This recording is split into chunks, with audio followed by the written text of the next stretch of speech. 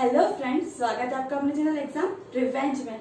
Friends, हमारा topic चल रहा था वैदिक सभ्यता। वैदिक सभ्यता के बारे में हमने पिछली वीडियो में हमने सबसे पहला वेद जो पढ़ा था, कौन सा वेद पढ़ा था? पूर्व वैदिक काल में जो वेद आता है, कौन सा वेद? ऋग्वेद। जी बिल्कुल सही, ऋग्वेद के बारे में हमने पढ़ा था। और आज उत्तर वैदिक काल में जो वेद आते हैं, कौन से वेद आते हैं? वो 3 वेद है। वो वेद है सामवेद, यजुर्वेद और अथर्ववेद। आज इन तीनों वेदों के बारे में हम पढ़ेंगे। ठीक है, चलिए फिर सबसे पहले हमारा जो वेद देखते हैं वो है सामवेद। जो उत्तर वैदिक काल है, इसका जो टाइमिंग पीरियड से कब तक का माना जाता है, तो वो माना जाता है 1000 से 600 ईसा पूर्व। और जो पूर्व वैदिक काल या ऋग वैदिक काल है, उसका टाइमिंग पीरियड कब से कब तक का माना जाता है? तो 1500 से 1000 ईसा पूर्व माना जाता है। ठीक है, तो फिर हमने कल पूर्व वैदिक काल के बारे में हमने पढ़ा था, पूर्व वैदिक काल के हमने ऋग्वेद के बारे में पढ़ा था। और आज पढ़ेंगे हम उत्तर वैदिक काल के जो पिछले 3 वेद हैं, हम उन तीनों के बारे में पढ़ेंगे। सबसे पहले हमारा जो वेद हम पढ़ने वाले वो है सामवेद। तो चलिए फिर हमारा फर्स्ट वेद देखते हैं हम, सामवेद। अब जो ये सामवेद है, ये किससे जुड़ा हुआ है, ये किससे संबंधित है? तो ये है संगीत से संबंधित है। ठीक है फ्रेंड्स, ये किससे संबंधित है? संगीत से संबंधित है। और जो इसमें जो मंत्र है, जिनको ऋचाएं भी बोला जाता है, तो इसमें जो कुल मंत्र कितने हैं? तो वो है 1869। इसमें कुल मंत्र है, मंत्र या फिर ऋचाएं 1869। और जो इसमें जो मूल मंत्र है, जो मूल मंत्र वो कितने हैं? वो है 1549 मंत्र या ऋचाएं है। ठीक है, और जो बाकी है वो क्या हुए हैं? वो रिपीट हुए हैं। ठीक है, आपको ध्यान रखना है, जो बाकी जो भी मंत्र या ऋचाएं वो क्या हुई है? रिपीट हुई है। और जो सामवेद के अंदर ऋग्वेद से 1474 मंत्र पूरे यूं के यूं लिए गए हैं। ठीक है, 1474 मंत्र पूरे यूं के यूं किसमें लिए गए हैं? सामवेद में लिए गए हैं। कहाँ से लिए गए हैं? ऋग्वेद से। आपको ध्यान रखना है ये। ठीक है, और फ्रेंड्स, आपको इसमें एक उल्लेख किया गया है कि जब भगवान श्री कृष्ण गीता का सार दे रहे थे, किसको? जी बिल्कुल, अर्जुन को। तब उन्होंने अपने आप को सामवेद से तुलना की थी। उन्होंने अपने आप को सामवेद बताया था। उन्होंने कहा था कि हे अर्जुन, मैं वेदों में सामवेद हूँ। ठीक है, इसलिए ये वेद हमारे लिए बहुत ज्यादा इंपॉर्टेंट हो जाता है, क्योंकि स्वयं भगवान ने अपने आप को सामवेद बताया था। ठीक है, किसने? स्वयं श्री कृष्ण ने अपने आप को सामवेद बताया था। ठीक है, भगवान श्री कृष्ण द्वारा वेदों में अपने आप को सामवेद बताया। फिर नेक्स्ट देखिए जी, इसमें जो सूर्य से संबंधित रचनाएं सबसे ज्यादा है। सूर्य से संबंधित सबसे ज्यादा रचनाएं हैं, वो किस के रूप में लिखी गई है? वो लिखी गई है पद के रूप में लिखी गई है। ठीक है फ्रेंड्स, आपको ध्यान रखना है। फिर इसमें एक जो सबसे पुराना उपनिषद है, जिसके बारे में एग्जाम में क्वेश्चन भी बनता है कि जो सबसे पुराना जो उपनिषद है वो कौन सा है? तो वो है छांदोग्य उपनिषद, जो हमारे एग्जाम की दृष्टि से बहुत ज्यादा इंपॉर्टेंट है। इसको इंपॉर्टेंट कर दीजिएगा। ठीक है, जो छांदोग्य उपनिषद है वो हमारे लिए बहुत ज्यादा इंपॉर्टेंट है, क्योंकि ये सबसे पुराना उपनिषद है। और ये किससे संबंधित है? ये सामवेद से संबंधित है। और ये जो सबसे प्राचीन उपनिषद है, इसमें देवकी पुत्र श्री कृष्ण का उल्लेख किया गया है। देवकी पुत्र श्री कृष्ण। अब सिर्फ श्री कृष्ण का उल्लेख तो ऋग्वेदिक काल में किया गया है, लेकिन देवकी पुत्र श्री कृष्ण का जो उल्लेख किया गया है वो किया गया है सामवेद में किया गया है। ठीक है फ्रेंड्स, सबको ध्यान रखना है। इसमें दान का उल्लेख भी किया गया है कि चाहे आप किसी भी अवस्था में हो, चाहे आप खुशी से दान करो या फिर दुखी होकर दान करो, लेकिन दान को ज्यादा इसमें महत्व दिया गया है कि आप किसी भी अवस्था में हो लेकिन आप दान करो। ठीक है फ्रेंड्स, अब देखते हैं हम दूसरा हमारा वेद यजुर्वेद। अब यजुर्वेद ही किससे संबंधित है? तो ये संबंधित है यज्ञ से संबंधित है। ठीक है फ्रेंड्स, इसमें ध्यान रखना आपको कि ये किससे संबंधित है? यज्ञ से संबंधित है। और ये जो वेद है, ये गद और पद दोनों में उल्लेखित किया गया है। ठीक है, ये गद और पद दोनों में इसका उल्लेखित इसमें किया गया है। और इसका उद्भव है, इसका जो जन्म माना जाता है वो माना जाता है वायु से। इसका जो उद्भव माना गया है। और जो इस यजुर्वेद को जो पढ़ता था, वो जो पढ़ने वाले जो पुरोहित थे, उनको क्या कहा जाता था? अर्धव्यू उनको कहा जाता था। जो यजुर्वेद को जो पढ़ने वाले जो पुरोहित थे, उनको अर्धव्यू कहा जाता था।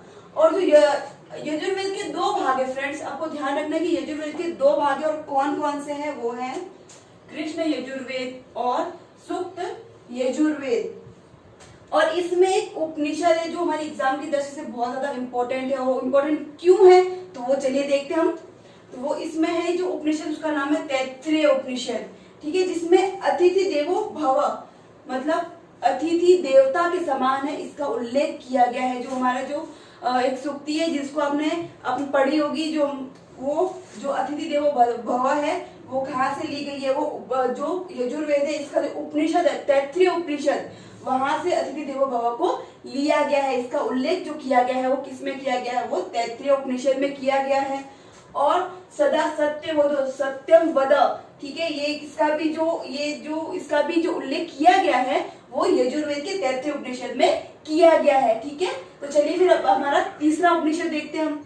तो फ्रेंड्स, अब हम हमारे जो उत्तर वैदिक काल है उसमें हमारा जो अंतिम वेद है वो कौन सा वेद है, अथर्ववेद, हम उसके बारे में देख लेते हैं। तो चलिए फिर, जो अथर्ववेद है इसमें आपको ध्यान रखना है कि इसमें कोई अरण्य नहीं है।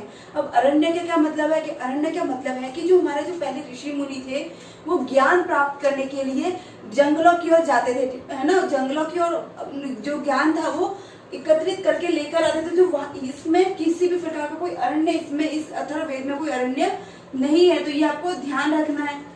फिर जो ये एकमात्र ब्राह्मण ग्रंथ है, जिसमें कौन सा ब्राह्मण ग्रंथ है, इसमें एकमात्र ब्राह्मण ग्रंथ है जिसका नाम है गोपद। ठीक है, इसमें एकमात्र ब्राह्मण ग्रंथ है जिस ग्रंथ का क्या नाम है, गोपद। इसको आपको ध्यान रखना है, ये एग्जाम की दृष्टि से बहुत ज्यादा इंपॉर्टेंट है, पूछा भी जा सकता है, क्योंकि अथर्ववेद में एकमात्र यही ब्राह्मण ग्रंथ है जिसका नाम है गोपद। और जो अथर्ववेद है ये वेद किसके द्वारा लिखा गया, तो ये वेद लिखा गया अथर्वा ऋषि के द्वारा, है ना। आपको ध्यान रखना है कि ये किसके द्वारा लिखा गया, ये अथर्वा ऋषि थे, उनके द्वारा लिखा गया। और इसका जो कुछ भाग है वो अंगिरथ ऋषि के द्वारा भी लिखा गया। ठीक है, इसका कुछ भाग अंगिरथ ऋषि के द्वारा लिखा गया। फारसी में इसका अनुवाद किया गया है, किसका अनुवाद किया गया है, अथर्ववेद का फारसी में इसका अनुवाद किया गया है। और किसके द्वारा किया गया है, तो ये किया गया है अब्दुल कादिर बदायूं के द्वारा। और उसको जो पूर्ण किया गया वो किसके द्वारा पूर्ण किया गया, अब्राहिम सर हिंदी के द्वारा इस जो अथर्ववेद है इसका जो फारसी में अनुवाद इसको पूर्ण किया गया। इसमें अब फ्रेंड्स आपको ध्यान रखना है कि इसमें 20 कांड है, 6000 मंत्र है और 731 सूक्त है।